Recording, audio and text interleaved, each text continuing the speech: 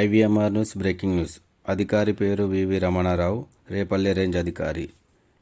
దోషులను పట్టించిన వ్యక్తి కాంట్రాక్టర్ వీర్లంకయ్య. ప్రస్తుతం లంచం మొత్తం రూపాయలు 1,25,000. 5,90,000 బిల్లుపై 25% లంచం ఆశించారు.